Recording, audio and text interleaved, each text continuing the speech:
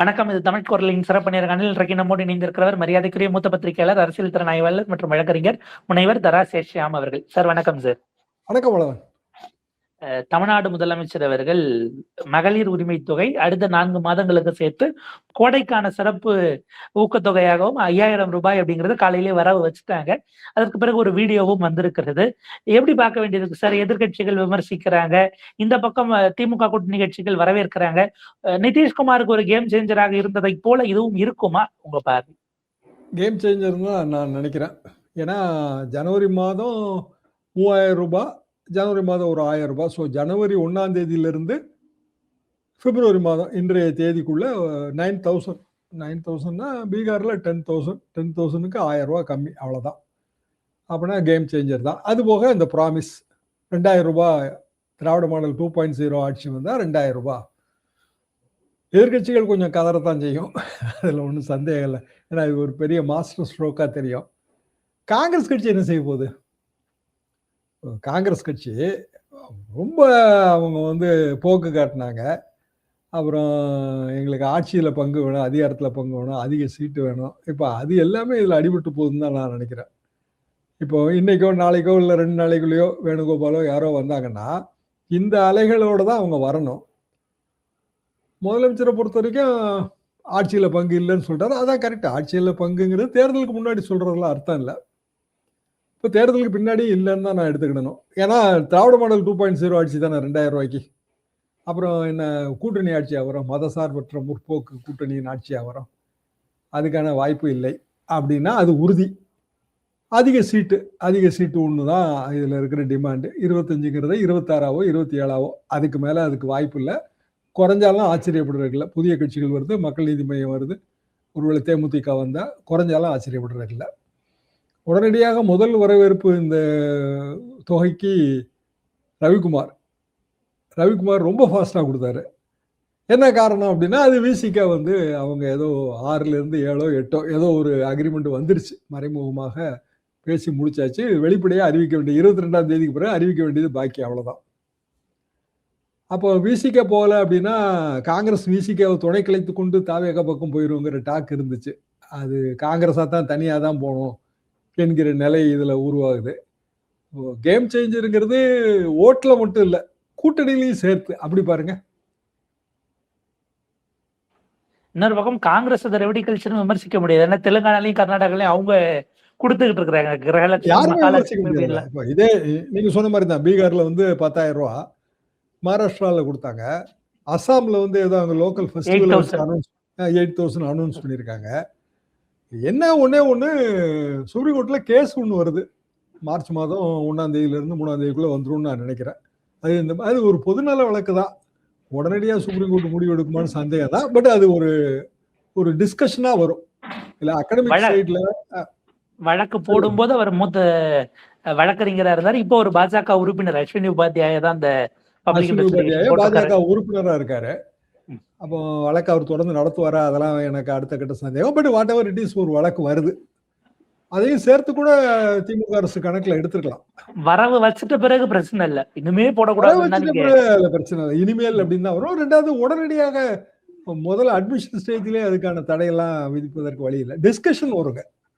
சரி, அகடமிக் சைடில் இது தேவையில்லைங்க, டைரக்ட் பெனிஃபிட்டுங்கிறது சரியில்லை, இப்படியான ஒப்பீனியன் இருக்கு. ஆனால் ப்ராக்டிக்கல் சைடில் நான்லாம் எப்படி பார்க்குறேன் அப்படின்னா, இதெல்லாம் தேவைன்னு தான் பார்க்குறேன். என்னன்னா சமூக நல அரசு ஒன்று, ரொம்ப வாழ்வியல் ஏற்றத்தாழ்வுகள் ரொம்ப அதிகமாக இருக்கிற ஒரு நாடு இது. தமிழ்நாடாவது பரவாயில்லைங்க, பிற மாநிலங்களில் வாழ்வியல் வித்தியாசம் ரொம்ப இருக்கு. அப்போ இயல்பாக ஒரு செக்டாருக்கு நம்ம பெனிஃபிட் கொடுக்கணும்.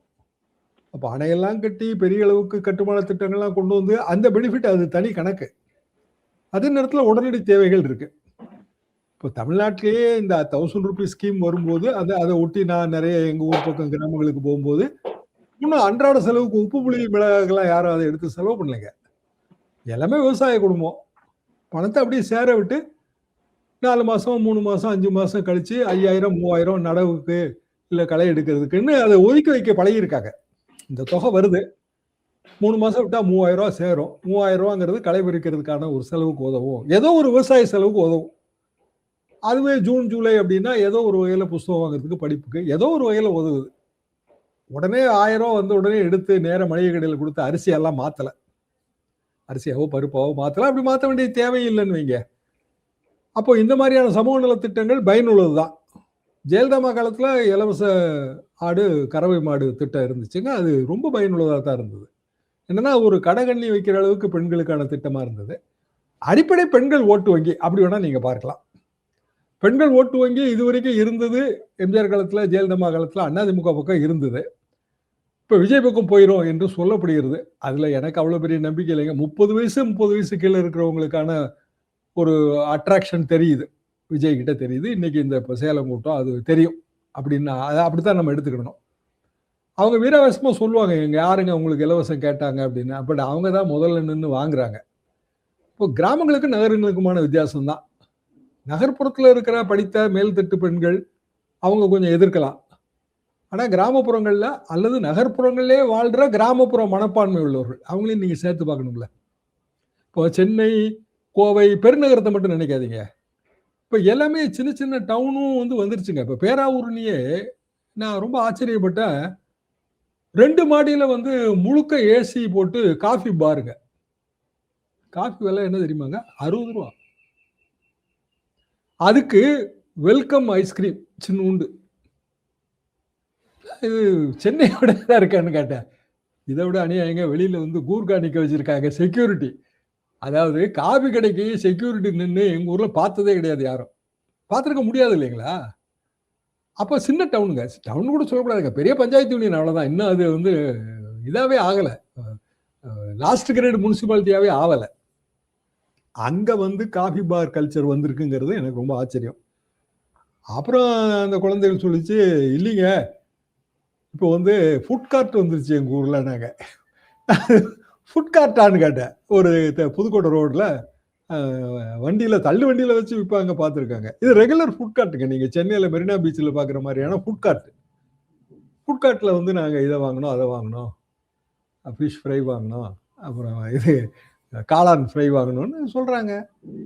அப்போ கிராமப்புறங்கள்லயும் கொஞ்சம் நகர்ப்புற மனப்பான்மை வந்துருச்சுன்னு தான் நான் இதை பார்க்கிறேன். எவ்வளவு தூரம் அவங்க சக்சஸ் ஆவாங்க அது எனக்கு தெரியல. அப்போ நகர்ப்புற மனப்பான்மை வரும்போது வாட் இஸ் வாட்டுங்கிறத சீர்தூக்கி பார்க்குறாங்க ஒரு அரசு. அது நமக்கு எவ்வளோ பெனிஃபிஷியலாக இருக்கும், இல்லை நம்ம போடுற எம்எல்ஏ கேண்டிடேட்டு நம்ம அணுகக்கூடியவராக இருப்பாரா, எல்லாத்தையும் சேர்த்து பார்க்குறாங்க. அப்படிங்கும்போது இந்த ஸ்கீம் வந்து தேர்தலுக்கு முன்பு வரும்போது இது ஒரு கேம் சேஞ்சராக தானே இருக்க முடியும். இத்தனைக்கும் நீங்கள் பட்டுக்கோட்டை, பேராவூரணி எல்லாம் கொஞ்சம் காங்கிரஸ் பெல்ட்டுங்க, காங்கிரஸ் ஓட்டு வங்கி இருக்கு. பட்டுக்கோட்டையில் அந்த காங்கிரஸ் ஓட்டு வங்கி கொஞ்சம் தமாக ஓட்டு வங்கியாகவும் மாறி இருக்கு. எஸ்ஏஆருக்கு பிறகு பட்டுக்கோட்டை தொகுதியில் ஓட்டு போட்ட பார்டர் கிராமம்லாம் இப்போ பேராவூரணி தொகுதியில் ஓட்டு போடுது. அதில் ஒரு சேஞ்ச் இருக்கு. அது இன்னும் நம்ம கண்டுபிடிக்கணுங்க ஃபைனல் ஓட்டர் லிஸ்ட் வந்த பிறகு. அப்படின்னா பேராவூரணியில் கொஞ்சம் காங்கிரஸ் ஓட்டு கூடும். அப்போ காங்கிரஸ் இப்போ என்ன முடிவு எடுக்கும்? அந்த ஒரு அவங்கள வந்து கன்ஃபியூஷனில் வச்சாச்சுல்ல. இப்போ அவங்க தாவேக்காட்டில் போகணும், வேற வழி இல்லை, ஆப்ஷன் கிடையாது. இல்லை காங்கிரஸ் கட்சி அப்படி திமுகவோட கண்டினியூ ஆச்சு, காங்கிரஸ் கட்சியில் இருக்கிற கொஞ்சம் பேருக்கு அதில் மன வெறுப்பு வருது, அவங்க தாவேக்காவுக்கு போகலாம், காங்கிரஸ் கட்சியில் ஒரு சின்னதாக விரிசல் ஏற்படும். அந்த கணக்குமே இப்போ இடிக்குமேன்னு நான் யோசிக்கிறேன். ஏன்னா அரசாங்கம் வந்து எது வந்து ஜெயிக்கக்கூடிய வாய்ப்பு இருக்கோ அங்கதான் வந்து அரசியல்வாதி இருக்க ஆசைப்படுவாங்க. ஜெயிக்க வாய்ப்பு இருக்கிற இடத்தில் அரசியல்வாதிகள் இருக்க ஆசைப்படுவார்கள்னு சொன்னீங்க. அது கரண்ட்ல இருக்க 18 எம்எல்ஏக்களுக்கும் எம்எல்ஏ ஆஸ்பிரன்ஸுக்கும் தானே பொருந்தும். எம்பியாக இருக்கிறவர்களோ அல்லது அடுத்த ராஜ்யசபா ஆஸ்பிரேஷன்ல இருக்கிறவங்களுக்கு பொருந்துமாங்கிற ஒரு கேள்வி இருக்கு. ஏன்னா நேற்றைக்கு ராகுல் காந்தி கூப்பிட்டு பேசியிருக்காரு, மாணிக்கம் தாகூரையும் பிரவீன் சக்கரவர்த்தியும். என்னங்கிறது வரல, பட் இரவு வரைக்கும் எதுவும் ஃபர்தர் ரியாக்ஷன்ஸ் அப்படிங்கிறது இல்லாததை பார்த்தால் ஒரு கேக் ஆர்டரை நோக்கி போகுதான்னு ஒரு கேள்வி வருது இல்ல. அதாவது இதுக்கப்புறம் சைலண்ட் ஆக்கலன்னா அது விளைவு கிரவுண்ட்ல கூட்டணிக்கு தானே அதனுடைய வந்து கிரவுண்ட்ல கூட்டணிக்கு ஆப்பு இருக்குங்க. நான் சொன்ன இதே உதாரணத்தை நீங்க அப்படியே பொருத்தி பார்க்கலாம். என்ன காரணம் அப்படின்னா, பேராவூரணி திமுக கேண்டிடேட், திமுக எம்எல்ஏ இருக்காரு, அவருக்கு ரீசனபிளி அவர் வந்து நல்ல குட் கான்டாக்ட்ஸ் வச்சிருக்காரு. அதே மாதிரி புதுக்கோட்டைன்னு பார்த்தீங்கன்னா DMK MLA very reasonably good contact. He's டாக்டருங்க, டாக்டர்னா கவர்மெண்ட் டாக்டரா இருந்து வேலையை ரிசைன் பண்ணிட்டு வந்திருக்காரு அரசியலுக்கு. ஒரு ஹாஸ்பிட்டல் வச்சிருக்காரு, அங்க ஃப்ரீ கன்சல்டேஷன் இன்னமும் நடக்குது. இந்த அவரோட எம்எல்ஏ பீரியட்லயே ஃப்ரீ கன்சல்டேஷன் நடந்துட்டு தான் இருக்கு. ஒரு குறிப்பிட்ட டைம்ல வந்து ஃப்ரீ கன்சல்டேஷன் வச்சிருக்காரு. அப்ப அவருக்கான இன்னும் சொல்லப்போனா அவர் யாரை ஏத்து ஜெயிச்சாருன்னா, புதுக்கோட்டை ராஜா குடும்பத்தை சேர்ந்தவரை ஏத்து ஜெயிச்சாரு. 10,000 ஓட்டு 12,000 ஓட்டுங்க. அந்த ராஜா குடும்பம் இப்ப திருப்பி திமுகவுக்கு வந்துருச்சு. அப்ப கண்டிப்பா புதுக்கோட்டை என்பது திமுக கேண்டிடேட் தான். அப்படிதான் நீங்க உறுதி எடுத்துக்கணும். பேராவூரணி திமுக கேண்டிடேட் தான். அப்படிதான் உறுதி எடுத்துக்கிட்டா, திமுக கேண்டிடேட்டுக்கு எதிரால நீங்க நிக்க வேண்டியது வரும். இப்ப காங்கிரஸ் அப்படின்னு எடுத்துக்குவோம். காங்கிரஸ் கட்சி திமுக கூட்டணியில இல்லன்னு வச்சுக்கிடுவோம். திமுக கூட்டணி இல்லைன்னா இந்த பகுதிகளில் காங்கிரஸ் ஓட்டு இருக்குங்க. இந்த புதுக்கோட்டை, பேராவூரணி, பட்டுக்கோட்டை காங்கிரஸ் ஓட்டு இருக்கு. அங்கதான் அவங்க நிக்க முடியும். அதாவது இந்த டெல்டா ஏரியாக்கள்ல நான் சொல்றேன். டெல்டா ஏரியால இதெல்லாம் முக்கியமான ஏரியான்னு வச்சுக்கலாம். இப்ப தஞ்சாவூரோ, ஒரத்தநாடோ எல்லாமே. அப்ப இவங்க வந்து தாவேகாவோட காம்பினேஷன்ல நிக்கணும்னா திமுக அலைமறியில அடிக்குவாங்க. திமுக ஆதரவுங்கிறது ரொம்ப பெரிய அலையாக இருக்கும். இப்ப இவங்களுக்கு வாய்ப்பே இருக்காது. அதாவது டெபாசிட் வாங்குற வாய்ப்பே வராது. காரணம் அங்க தாவேகாக்கெல்லாம் பெரிய பெரிய அளவுக்கு கிரவுண்ட்ல எதுவுமே இல்ல. விஜய்ங்கிற ஃபேக்டர் இருக்கே தவிர கீழே வேலை பார்க்கறதுக்கு ஆள் வேணுமே, யாருமே இல்ல. இப்ப இது மாதிரி எல்லாம் வரும்போது வெற்றி மனப்பான்மை வந்துரும். நீங்க சொல்ற மாதிரி எம்பி அது வேற விஷயம் தான். அது 2029 தானே, 3 வருஷம் கழிச்சு தானே. மாணிக்க தாகரோ மற்றவங்களோ அப்படியே அமுங்கிடுவாங்க. இதோட பேசவே மாட்டாங்க. நம்ம போய் பேட்டி கேட்டாலும் கொடுக்க மாட்டாங்க. யாருக்கு இதுல வருத்தம் வரும் அப்படின்னா, இப்போ திருச்சி வேலுசாமி இருக்காரு. அவர் பெரிய அளவுக்கு எதிர்க்கிறது எனக்கு ரொம்ப நண்பருங்க. ரொம்ப ரொம்ப நெருங்கிய நண்பர். அவர் கருத்து சொல்றாரு. அது தவறுன்னு நான் சொல்லல. ஆனா திமுக அரசுக்கு எதிர்கருத்து, மிக கடுமையான கருத்துக்கள், விமர்சனங்கள். இப்படி கொஞ்சம் பேர் இருக்காங்க காங்கிரஸ் கட்சியில. ஆனா அவங்க பதவிக்கெல்லாம் ஆசைப்படாதவங்க தான்.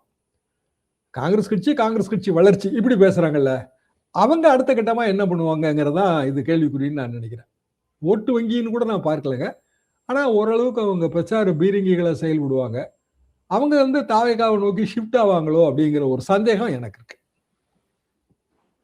அதாவது ஆளுங்கட்சியோடு தொடர முடிவெடுத்தால் இப்போதைய சூழலில் ஒரு மூப்பனார் உருவாவாரா அல்லது தனிநபர்களா போய் சேருவாங்களா என்பதாக அது நம்ம பார்க்க வேண்டியிருக்கா? அது ஒரு நல்ல கேள்விதான்.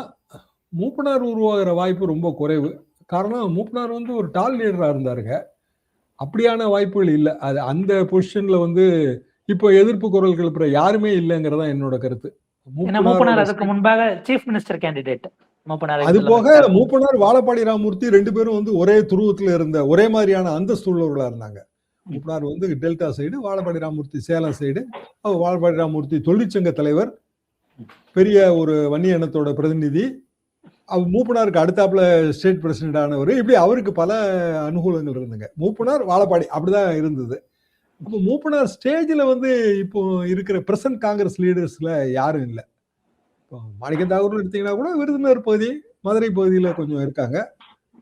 தஞ்சாவூர் பகுதிகளில் அவருக்கு சம்பந்தம், அவர் சித்தப்பா அவங்கெல்லாம் இருக்காங்க. பேராவூர் பகுதியில எல்லாம் இருக்காங்க. பட் ஓட்டு வங்கி எல்லாம் கிடையாது. திருச்சி வேலுசாமி போன்றவர்கள் கட்சியில ரொம்ப சீனியரா இருக்கிறாங்க. மேடை பேச்சாளர்களா இருக்காங்க. அது ஒரு தனி ரகங்க. அவங்களுக்கும் ஓட்டு வங்கி, தனிப்பட்ட ஓட்டு வங்கி கிடையாது. அப்போ மூப்பனார் மாதிரி யாரும் தமிழ்நாடு காங்கிரஸ்ல உருவாக முடியாது. தனித்தனி தலைவர்கள் இருக்காங்க. அவங்க வேணா தாவேகாவுக்கு போகலாம். அதாவது செங்கோட்டையன் போவதன் மூலமாக தாவேகாவுக்கு ஒரு ஆர்கனைசேஷனல் பேஸ் கிடைக்கும்ல, அது கூட இவங்க போறதுனால கிடைக்காது. அந்த ஆர்கனைசேஷனல் பேஸ் இருந்திருந்தா ஏன் அதை காட்டி சீட்டு வாங்காம கொடுத்தாதான் வளரணும் கொடுங்கன்னு கேட்கிற இடத்துக்கு அவங்க வந்தாங்கிற கேள்வி இருக்கு சார். இப்ப என்டிஏல இருந்து வரிசையா தலைவர்கள் வராங்கல்ல சார், தமிழ்நாட்டுக்கு வராங்க, கூட்டம் போடுறாங்க, மீட்டிங் போடுறாங்க. காங்கிரஸ் தரப்பில் இருந்து ஏன் தேசிய தலைவர்கள் யாரும் வரலன்னு ஒரு கேள்வி இருக்கு. கூட்டணி பேச்சுவார்த்தைக்கு 70 நாளா குழு கூட்டமை தவிர எஸ்ஐஆர் வேலைக்கு நாங்க ட்ரைனிங் பண்றோம், இல்ல அதுக்கு பயிற்சி நடத்துறோம், ஓட்சோரி யாத்திரை பீகார்ல நடத்தின மாதிரி இங்க சென்சிடைஸ் பண்றோம். இது எதையுமே பண்ணலன்னா நம்ம எப்படி புரிஞ்சுக்க வேண்டியிருக்கு சார்? காங்கிரஸ் அதுல சோம்பேறித்தனமா தாங்க இருக்கு. நீங்க கேட்கறது மிகவும் சரியான கேள்விதான். என்னோட திமுக நண்பர்கள் இதே கேள்வி கேட்கறாங்க. அதிக சீட்டு வேணும், அதிக சீட்டு வேணும்னு கேட்கறாங்க. அதிக வேலையை எங்களுக்கு கொடுங்கன்னு யாருமே கேட்கலீங்களேன்றாங்க. நாங்க என்னென்ன வேலையெல்லாம் பாக்குறோம். ஒரு கூட்டம் போடுறோம், ஐயா எங்க பொறுப்பு இதெல்லாம், மேடையை நாங்க போடுறோம், இல்ல வந்து நாங்க வந்து கூட்டத்துக்கான விளம்பரத்தை நாங்க பாத்துக்கிறோம். இப்படி ஒரு அடிப்படை வேலையை கூட அவங்க பகிர்ந்து செஞ்சதே கிடையாது. அவங்களும் வந்து ஒரு சிறப்பு பேச்சாளர் மாதிரி வந்துட்டு போவாங்க, அவ்வளவுதான். அதுல ரொம்ப வருத்தப்படுவாங்க, எங்க பேரை ஏன் பெருசா போடலன்னு வருத்தப்படுவாங்க. அதிக சீட்டு வேணும்னு கேட்கறவங்க அதிக வேலை வேணும்னு கேட்டாங்களா? ஒரு கட்சி அல்லது ஒரு கூட்டணி, ஒரு அரசியல்னா எல்லாரும் சேர்ந்து பகிர்ந்து வேலை பார்க்கணும்ல. அப்படி யாரும் கேட்டிருக்கிறாங்க? இதுவரைக்கும் யாரு கேட்டிருக்கிறாங்க? தேர்தல் நெருங்கி வரும்போது எங்களுக்கு அதிக சீட் வேணும், அதிக சீட் வேணும்னு கேட்குறாங்க. இது கீழ்மட்டத்தில் வந்து பெரிய மனவிரிசல் ஏற்படுத்துது. இப்போ அதிக சீட்னா எந்த சீட்டை கொடுக்கறது இவங்களுக்கு? இப்போ திமுக எம்எல்ஏக்கள் ஏற்கனவே இருக்கிற எம்எல்ஏக்கள் இருக்க சீட்டை கொடுக்க முடியுமா? திமுகவே என்ன சொல்லுது, நாங்க ஏற்கனவே ஒரு ஃபார்முலா கொடுத்துட்டோம். மொத்தம் 70 இடத்துல வந்து மொத்த கூட்டணி பலவீனமா இருக்கு. அதுல நிறைய இடம் காங்கிரஸ் போட்டியிட்ட இடங்கள் தான். எங்கெல்லாம் வந்து கூட்டணி கட்சிகள் பலவீனமா இருக்குன்னு நினைக்கிறாங்களோ அந்த இடத்துல நாங்க போட்டி போடுறோம் திமுக.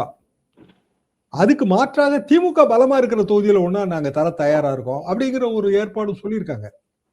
சரி, எல்லாமே ராகுல் காந்திக்கு தெரியும். பட் ராகுல் காந்தியோட பிரச்சனை அவர் வந்து கேட்டுருங்க.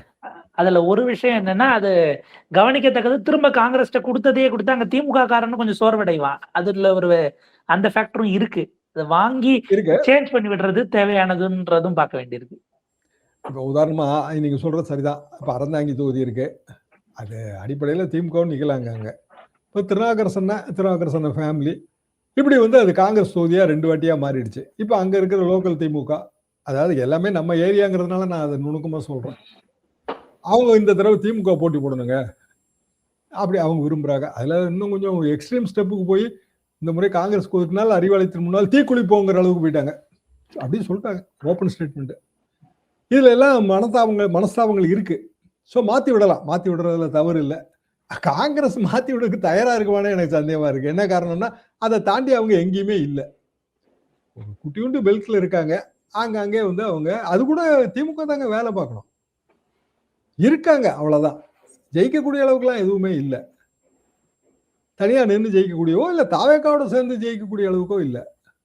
பாப்பம் சார், நீங்கள் எப்போதும் சொல்லுவதை போல 4 அணிலையும் இடம் கிடைக்காதவங்க 5வது அணியை கட்டாயம் உருவாக்குவாங்க போகிறது அப்படிங்கிறது மிக நிச்சயமாக. டிடிவி 2021 செய்த வேலையை அதிமுகவிற்கு சசிகலாவும் ஓபிஎஸும் இணைந்து செய்கிறார்களா அப்படிங்கிறதையும் நம்ம பொறுத்திருந்து பார்க்கணும். காலம் தான் பதில் சொல்லும். ஒரு விரிவான உரையாடல். உங்க நேரத்துக்கும் கருத்துக்களுக்கும் மிக்க நன்றி சார்.